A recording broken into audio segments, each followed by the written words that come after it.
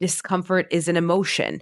And emotions, what are they? They are energy in motion. And so they're energy that comes up to deliver a message. So whether that message is discomfort, right? Whatever emotions come up for you, discomfort, sadness, grief, anger, joy, elation, ecstasy, whatever it is that comes up following the ketamine journey, can you open up your vessel to let that emotion through?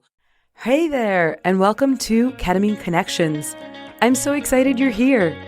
Maybe you have heard about the incredible healing power of ketamine on a podcast, in a tweet, or even from your cousin's friend who's tried it. Whether you're thinking about this innovative approach for yourself, a loved one, or just curious to learn more about its transformative potential, you probably have a lot of questions. This show is all about exploring that potential by diving into topics like the subconscious mind, sharing amazing client transformation stories, and answering the most common questions I've received while helping hundreds of clients explore and transform their subconscious minds. Just like any good psychedelic journey, our episodes are designed to open your mind, spark your curiosity, and expand your understanding of what's possible. I'm your host, Anna Kristal, aka Your Ketamine Coach, and I'm thrilled to dive in and get curious with you. Let's get started. Hello. Welcome back to Ketamine Connections. My name is Anna Kristal. I'm so excited you're back. I think I say this every week. I'm just so excited by how this podcast is growing. I'm excited by your questions. I'm excited by the interactions that we're having.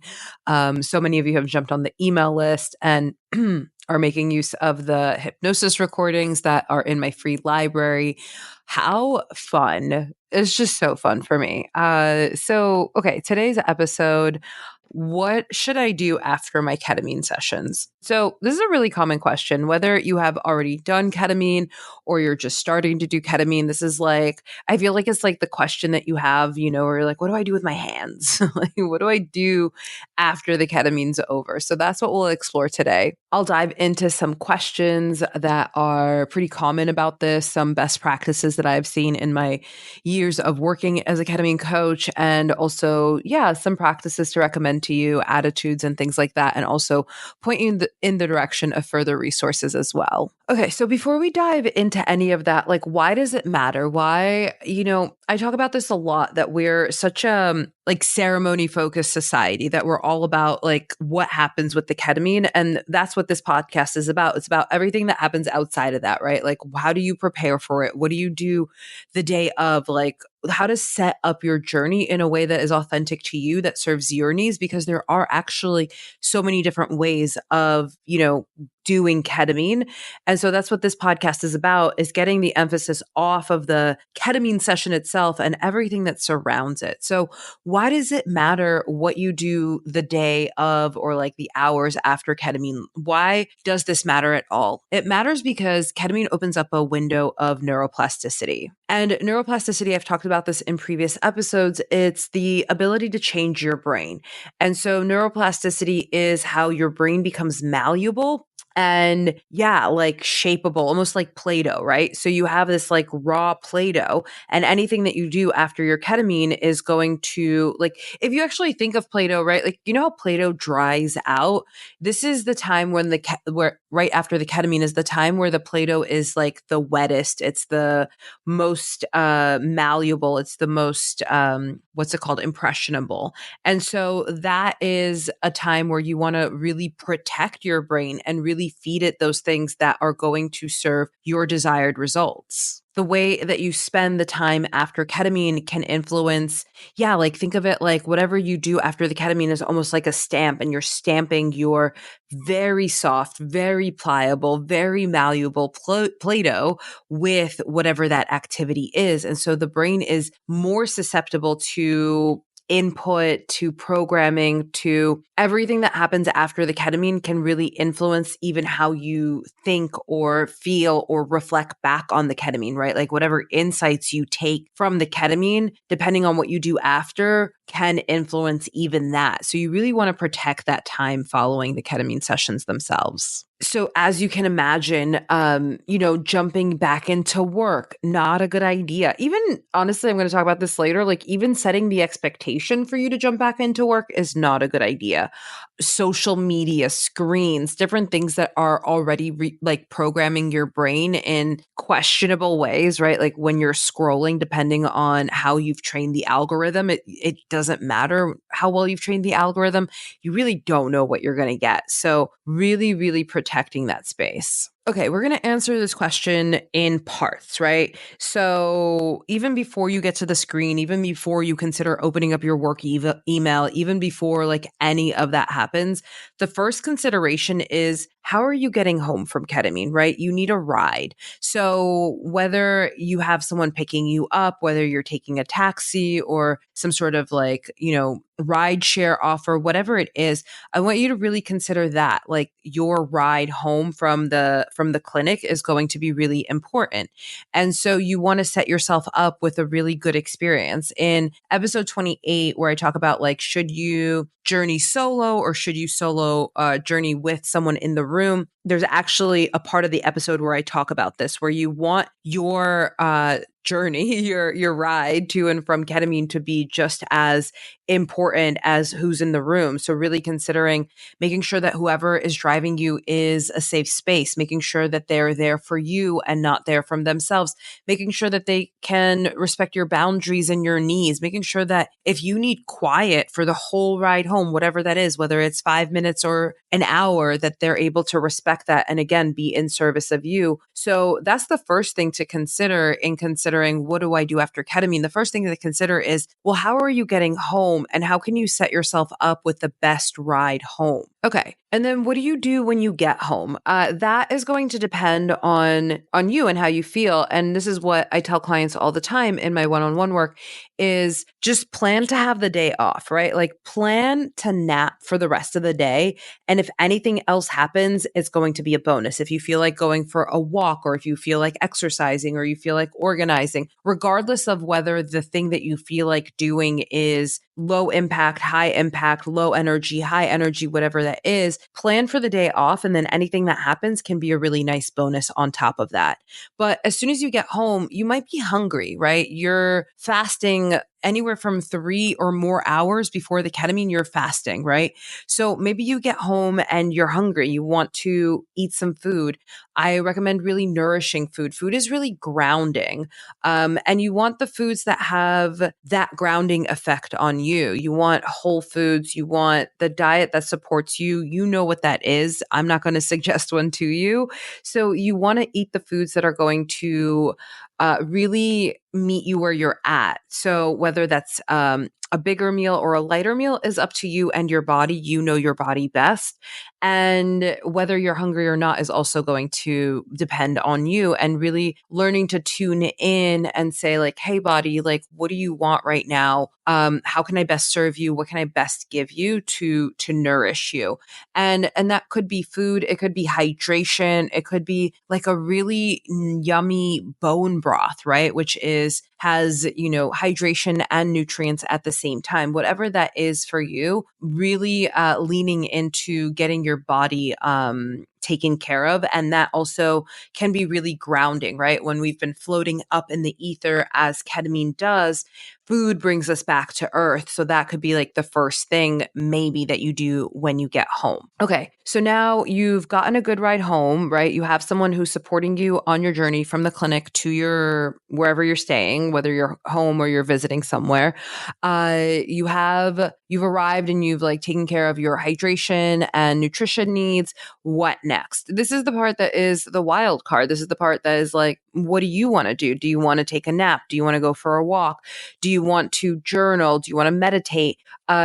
What are the activities that are going to support the neuroplasticity that the ketamine has opened up and make it feel really good, really nourishing, really like opening up possibilities? And that is why I don't recommend any screens, whether it's work screens or social media screens, even like TV or anything like that. what can you do that allows you to stay connected with your true essence so that that neuroplasticity that has been opened up isn't getting stamped by something out there, that it's really just feeding your insights and your best intentions back to you. So yeah, skip the emails. I know sometimes we get out of a psychedelic journey and we're like, oh my gosh, I know the meaning of life, I need to tell everybody.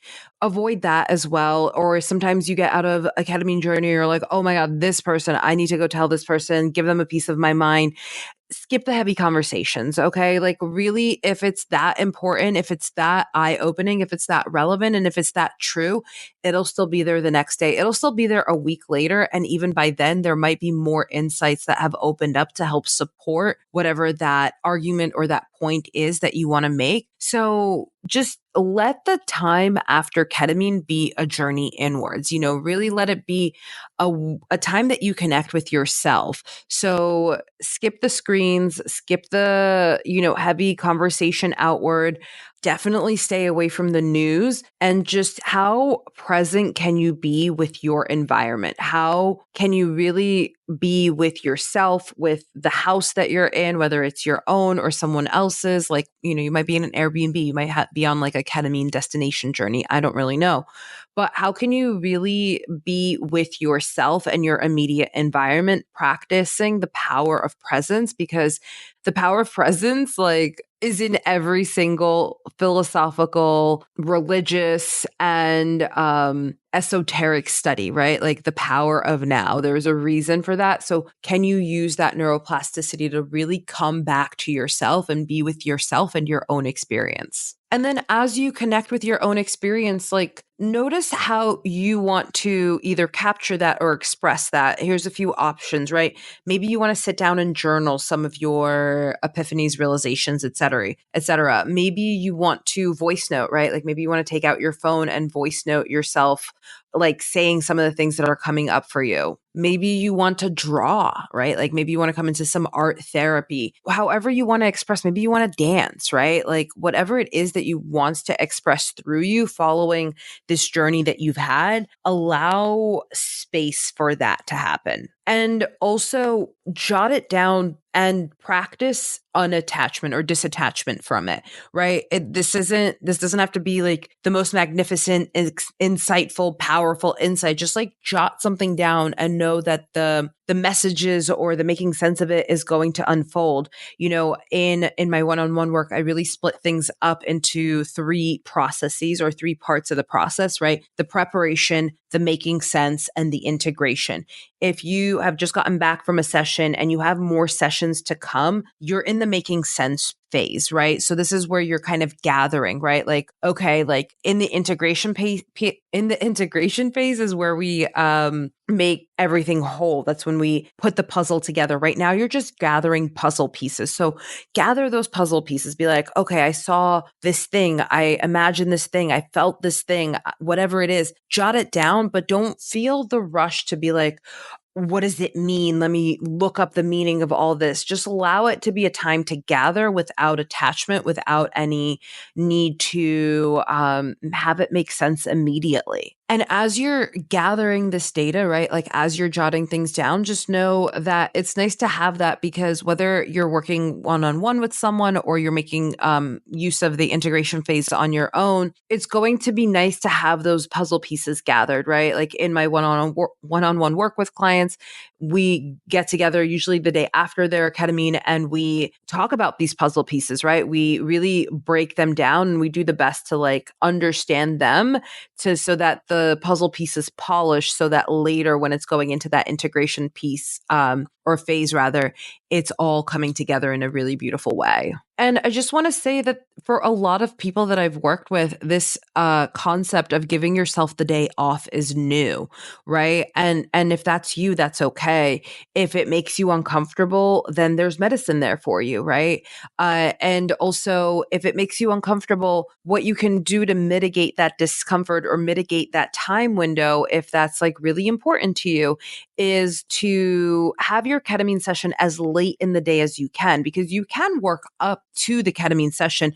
Although, again, if you go to the episode of like how to prepare for ketamine, we're talking about the neuroplasticity, right, being activated, and the things that come up before the ketamine are going to influence you just as much, if not more, as the things that you experience after. So it's not like my highest recommendation to work right up until the ketamine, especially if you have a stressful job. Really taking that day off could be something novel and new for you. And there could be insights and unfoldings and messages for you just in that, of the discomfort of taking a day off. Even that could have something to offer you for your ketamine journey. Not everything that happens with ketamine is in the actual ketamine. Sometimes it's the way on the way to ketamine, the way that you're feeling after ketamine, the days after ketamine. So just know that when you subscribe or you enroll in ketamine, it's the full journey, right? From the moment you sign up, maybe even the moment you consider it, you're on this journey of transformation. You're on this journey of change. And so taking the day off, especially if it's something that's new and novel for you, and especially if it brings up discomfort for you, that is something that you can talk about with your integration coach or whoever is helping you with this process. And know, right, like I'm talking about the discomfort, know that discomfort is an emotion. And emotions, what are they? They are energy in motion. And so they're energy that comes up to deliver a message. So whether that message is discomfort, right, whatever emotions come up for you, discomfort, sadness, grief, anger, joy, elation, ecstasy, whatever it is that comes up following the ketamine journey,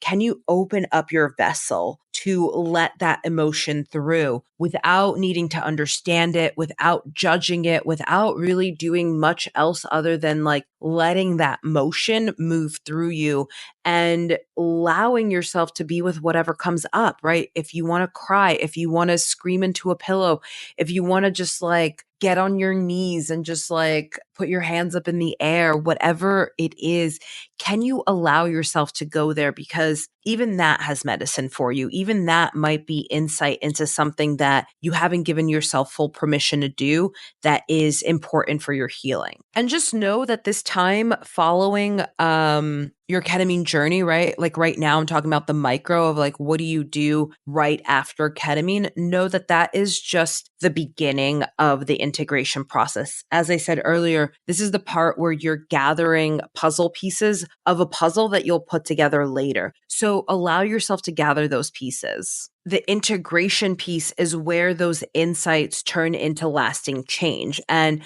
I've been getting a lot of questions about integration. So just know that I hear you. There are episodes down the line that are going to talk about different integration processes that you can bring into your experience, that you can work with as you move forward, right? Like I said, the preparation, the making sense, and then the integration piece.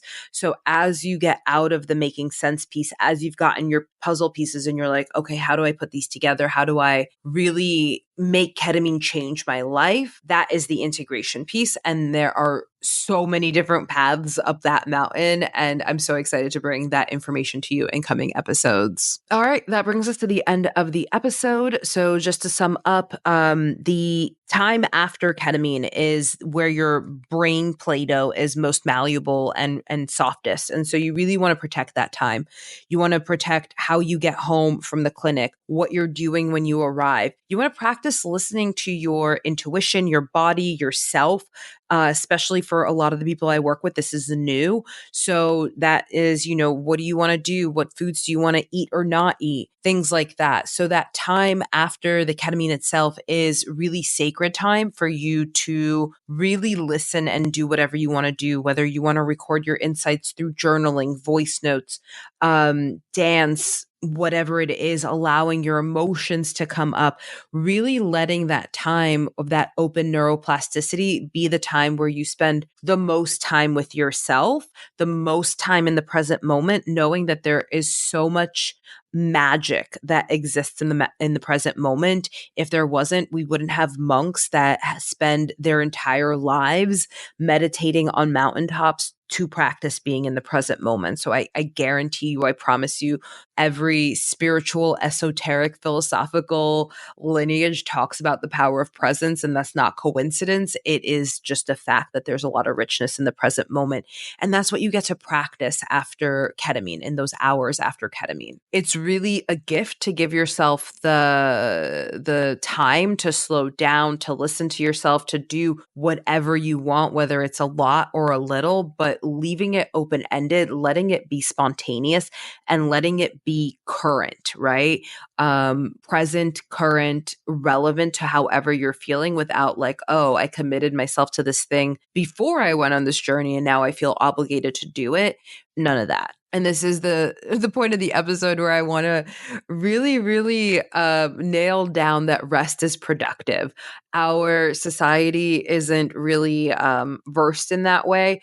I like to think of rest like a slingshot, right? Like you're pulling back to then catapult forward. So give yourself that beautiful time to rest. Give yourself the space, the ability to rest, especially if this is something that you're not used to and something that is like foreign and novel and like not a part of your life. That's it. That's all I have for you. Thank you for tuning in to what to do after ketamine. Thank you for letting me guide you on this episode. This is a question that I talk about all the time in my one-on-one work. I get questions about it all the time. So I'm so excited to have this as a resource. If you have any insights, I would love to hear feedback, whether it's in fan mail, leaving a comment, sending an email. I would love to know how this episode landed, whether it's like, oh, this is great, or maybe what it inspired in you. That's really fun for me to know what the conversation that I brings up in you. So all of that information of how to reach out is in the show notes. I'm so excited. Thank you for joining me here today on Ketamine Connections. Again, my name is Anna Kristal. So happy you're here. Stay curious out there, and I'll see you in the next episode. Bye. Thank you so much for joining me on this episode of Ketamine Connections. I hope you found our discussion insightful and empowering. Remember that understanding the subconscious mind and how to make the most of ketamine therapy can truly transform someone's healing journey. And if you enjoyed today's episode, please take a moment to share it with your friends and family and anyone who might benefit from this information. So few people considering ketamine therapy are fully educated about its potential and the impact that it has on the subconscious mind. Your share could be the key element to their transformation. Don't forget to subscribe to Ketamine Connections so that you never miss an episode. And if you have a moment, I absolutely adore reading your reviews. So your feedback really helps me feel like this is an engaging exercise. Otherwise, I just feel like I'm talking into empty internet space. So your review really helps light me up and also helps me reach more audience. So I would appreciate one if you're willing. And please use the link below to submit any questions or topics that you would like covered. I cannot wait to hear from you and to co-create this journey together. Until next time, keep exploring, stay curious, and embrace the possibilities that are available in this moment right here, right now. Thanks so much. See you next time on Ketamine Connections.